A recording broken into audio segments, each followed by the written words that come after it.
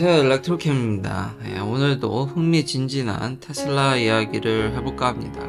이야기가 막 넘쳐나서요, 안 만들 수가 없었고, 최근에 좀 시간이 이제 여유가 좀 생기다 보니까 이게 또 자주 만들게 됐네요. DY님 감사합니다. 테슬라의 엔비디아님 다시 한번 감사합니다.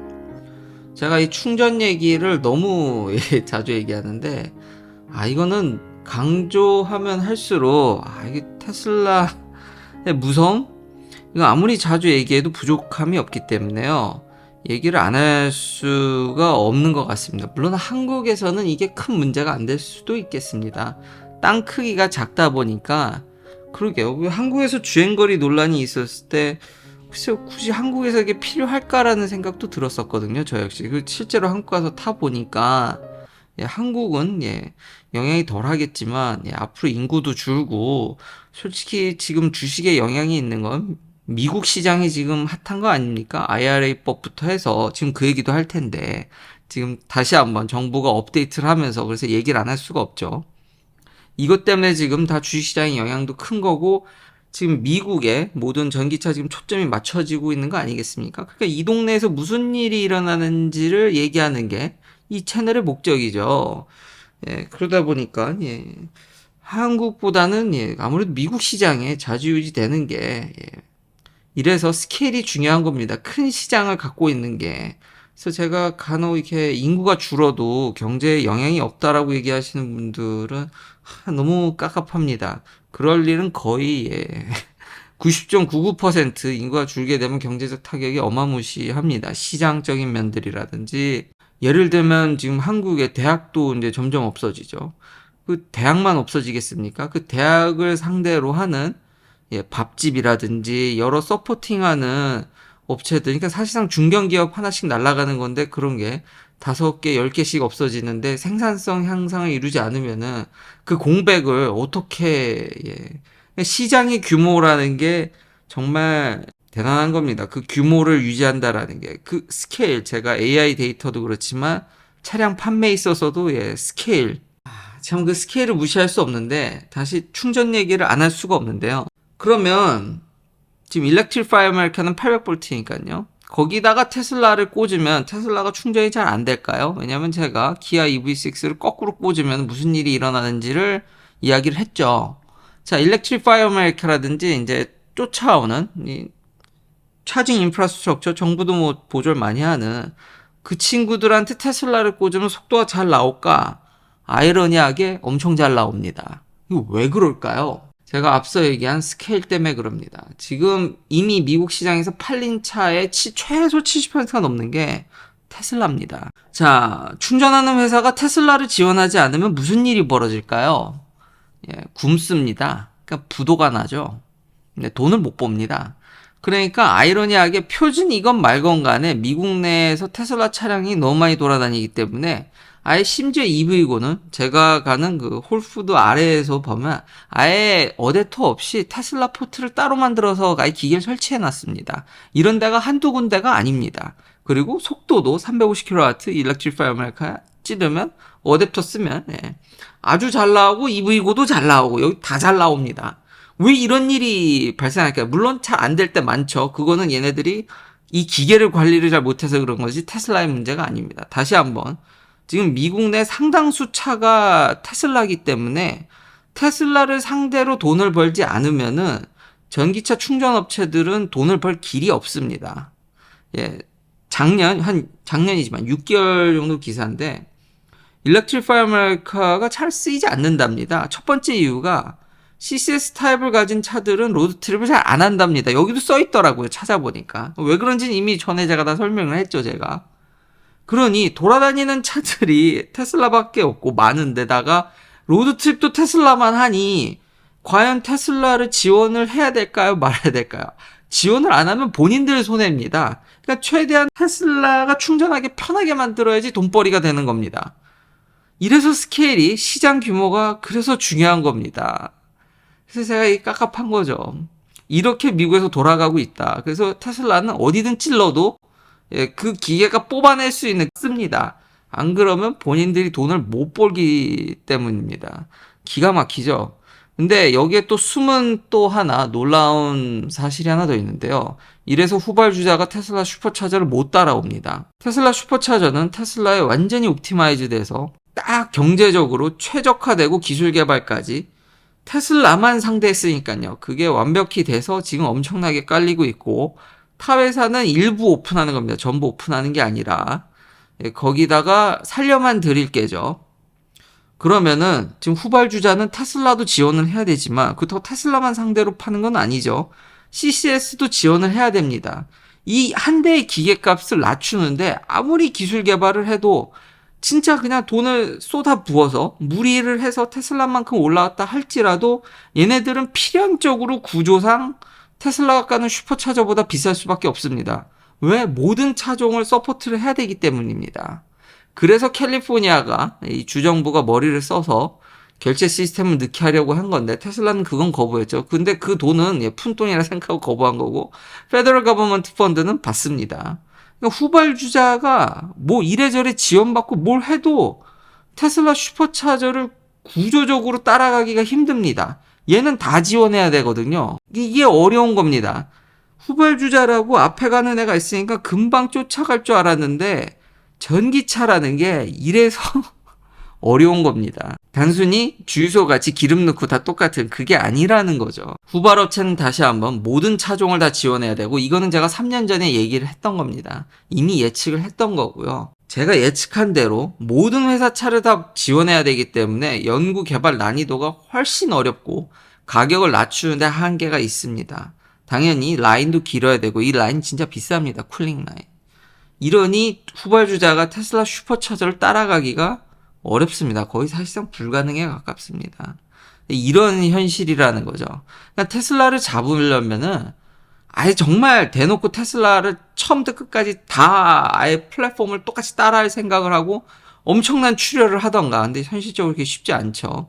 정말 중국 정부 같이 애플 수준으로도 안 됩니다. 중국 정부 같이 정말 수백 조를 쏟아부을 이게 정말 쉬운 일이 아닙니다. 반도체 예를 잠깐 들었는데 그런 수백 조씩 쓰는 중국 정부.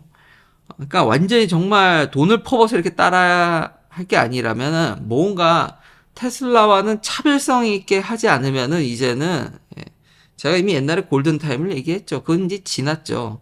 지금 이런 상황이라는 겁니다. 충전 하나만 보더라도 후발주자가 따라갈 수가 없습니다. 현 상황에서.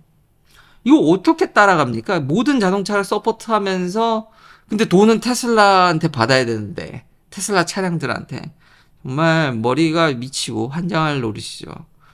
거기다가 업데이트된 EV 텍스 크레딧 6대만 풀리 받습니다.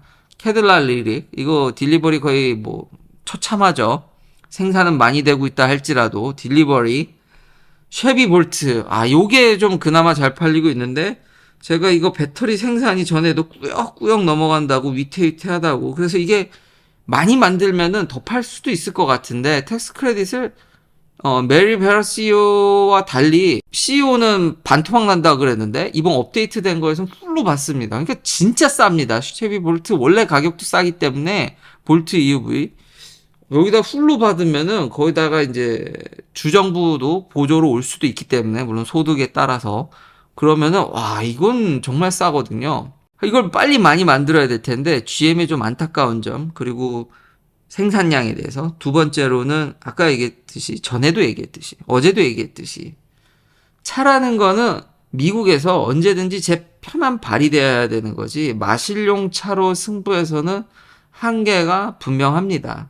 그 부분이 볼트는 안타깝지만 또 가격이 뭐 말도 못하게 싸기 때문에 볼트도 이번에 수혜를 받았다고 볼 수 있겠습니다. F150 라이트닝 이것도 불나가지고 테슬라 모델 3 퍼포먼스가 들어왔습니다. 지금 롱레인지가 막혀 있으니까요. Y도 다 해당이 됩니다. 결국 테슬라는 주력 모델이 어제도 얘기했고 지난번에도 얘기했지만 다 받습니다.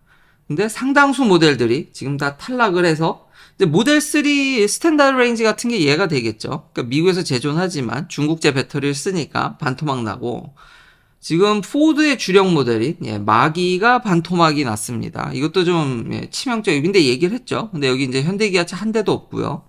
제네시스가 받는 줄 알았는데 탈락을 했더라고요. 그리고 이 명단에 IRS에서 이제 발표한 미국 정부기관이 발표한 명단에 아직 폭스바겐 그 차 업데이트 한다 그랬죠. ID4가 없습니다.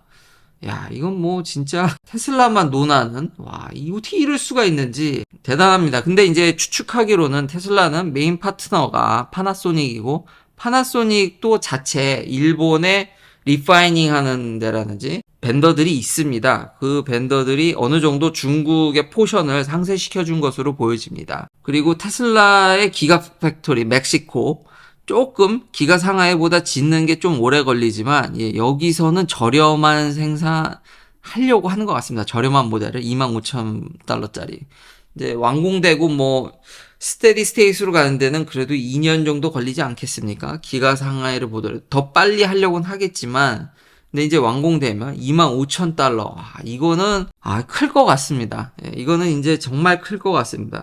2년 정도 뒤에는 인프라라든지 FSD 베타에 대한 완성도 지금 릴리즈 노트 또 나와서 그 얘기도 해야 되는데 거기다가 이 정도 텍스 크레딧을 받는다 그러면은 정말 어마무시한 회사입니다. 혼자 다 해먹겠다라는 테슬라가 혼자 헛발질을 하지 않는 이거 정말 너무 테슬라 찬양인데 물론 이제 뒤에 챗 GPT 얘기하면서 저는 그 의견에 일론 머스크 반대하지만 어떻게 봐도 이렇게 봐도 이걸 막을 만한 테슬라가 스스로 내부적으로 뭔 문제가 터지거나 일론 머스크가 트위터 못지않은 몇 발의 장기적인 비전을 향해서 몇 발의 더 헛발질을 하지 않으면은 지금 충전 제가 얘기했듯이 이거는 이미 굳어졌습니다. 진짜 이건 애진하게 끝난 게임이라고 보여집니다. 자, FSD 베타 11.4의 릴리즈 노트가 나왔습니다.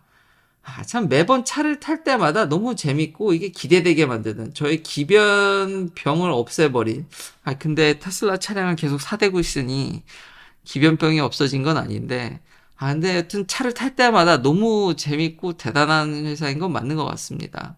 11.4에서 제가 본 거는 저의 리뷰를 보신 분들이라면 알겠지만 제가 뭐에 관심이 있겠습니까? 레인 체인지 하이웨이에서 그걸 왜 예전 버전은 안 그랬거든요. 미리 좀 대비를 해줬는데 너무 사람같이 끝까지 가가지고 너무 위태위태하게 행동을 하니까 근데 아니나 다를까 릴리즈 노트의 상당량이 레인 체인지와 레인 셀렉션이라든지 레인 가이던스 모듈에 대한 임프루브 개선 사항들이 상당량을 차지하고 있습니다. 테슬라도 인지하고 있다라는 거죠. 그리고 새로운 데이터 트레인이라든지 그러니까 전반적으로 레인 셀렉션, 레인 타는데 그러니까 아마 하위 나가고 이런 거 레인 체인지 하는 거에 대해서 대대적인 지금 나아진 모습이 기대돼서 빨리 받아서 써보고 싶은 마음이 물론 여러분들에게 보여주고 싶은 마음도 있지만 일단 제가 편해지니까요. 제가 너무 편해지니까 여기 새로운 데이터셋이라든지 다 넣어서 이제 뭐 리콜이라든지 이건 옛날에 제가 다 얘기를 했죠. 여러 번. 그 외에 이제 성능 향상 C++로 이것도 언어를 좀 더 낮은 레벨의 언어를 이제 손을 대서 성능 향상도 좀 보여진다고 하니까요. 그렇지만 제일 눈여겨 보여지는 거는 제가 지금 몸소 겪고 있는 다 좋아지고 어느 정도로 좋아졌냐면 끼어들기라든지 이제는 예전에 못하던 복잡한 것에 대해서 끼어들기를 이렇게 하고 이러는 걸 보니까 확실히 나아졌는데 사람 보고 이런 것도 훨씬 나아졌는데 하이웨이에서 다시 한번 레인 이번엔 어떨지 레인 셀렉션에 대해서 이거 좀 오히려 전 버전이 낫다고 할 정도로 오버롤린 지금이 더 낫지만 지금이 훨씬 더 부드럽다고 느껴지지만 이거 아쉬웠는데 아니나 다를까 릴리즈 노트에 정말 큰 포션을 차지해서 이렇게 가져왔고요. 마지막은 제가 했던 얘기가 기사로 나와서 제가 뭐 그렇게 틀리진 않았구나. 이건 정확히 보고 있구나. 예측한 게 맞았죠. 챗 GPT 5.0을 개발하고 있진 않다고 하더라고요. 그러면서 샘 알트만이 뭐라 그랬냐면 이제는 자이언 AI 모델의 이제 한계, 제가 누누이 얘기하는 데이터를 때려 넣어서 한계점이 있다라고 그런 행태를 보이지 않습니까? 이 머신러닝이라는 게. 그냥 백날 데이터 넣는다 그래가지고 성능이 그렇게 올라가지 않습니다. 어느 시점에서는 딱 그냥 플래토로 가는데 그런 뉘앙스로 CEO도 얘기를 해서 이제는 새로운 방향 이런 것들을 고민해야 되고, 그리고 그 이면에는 제가 얘기한 현재 하드웨어로는 고민 그 걱정할 필요가 없다라는 게 제 의견이었습니다. 이미 꽤 주 전에 제가 이 의견을 피력했죠. 일론 머스크가 이렇게 여러 명 사인하고 이 위험성을 알릴 때 아직 제가 소프트웨어는 약한데 하드웨어적으로 봤을 때 갈 길이 뭔데 뭘 이렇게 빨리 걱정하시나. 그래서 제가 좀 이분이 결국 그 회사도 만드시고, 그래서 그 저희가 그러니까 너무 챗GPT가 너무 잘 나가고 많은 이쪽 분야 전문가들이 이게 이렇게 잘 될 거라고 단순히 오토 라벨링, 그러니까 자동 완성을 무한 확장했을 때의 파급 효과를 전혀 예측을 하지 못했던 것 같습니다. 기술만 하시는 분들이니까 시장에 나왔을 때 어떤 영향을 잘 안다고 하는 거는 이 내부 사정인 거지, 이게 시장에 나왔을 때는 그 누구도 예측이 안 됩니다. 근데 너무 잘 되니까 행여나 제 생각엔 그냥 브레이크 거는 걸로밖에. 지금 GPU로는요, 다시 한번, 그러니까 힘들고 가격도 경제적인 면도 그렇고 전력 소모라든지 이 LLM에 대해서 이제는 좀 더 효율성 제고와 뭐 들어보니까 이제 분석이라든지 이런 것도, 그러니까 좀 연구 분석하는 것도 좀 발전을 해야 되는 것 같더라고요. 그래서 새로운 방향성을 재정립해서 더 효율적으로 나가려는 게 현재의 지금 뭐 챗GPT라고 할 수 있겠습니다. 그 5.0은 없다는 거죠, 당분간. 아마 더 좋은 하드웨어를 기다리지 않을까. 더 좋은 공정. 그러니까 여기서도 갈려 나가는 거죠. 지금으로서는 여러모로 힘들다. 컴퓨테이션 파워든 여러 가지. 그러니까 요참에 도덕성이라든지 가이던스, 그러니까 우리의 휴머니티를 위협하는지 아닌지 충분히 재정립할 시간이 있어 보입니다. 뭐 일각에서는 그런 문제 제기를 했기 때문에 한 템포 쉬어간다라는 뭐 그것도 조금 그럴 수 있긴 한데, 역시 제 생각은 하드웨어적으로 아직 우리가 어떤 인간을 그렇게 막 잡아먹을 정도로는 아직은 더 좋은 반도체가 나와줘야 됩니다. 개인 영상 시청해주셔서 감사합니다. 다음도 테슬라 관련 이야기들로 찾아뵙겠습니다.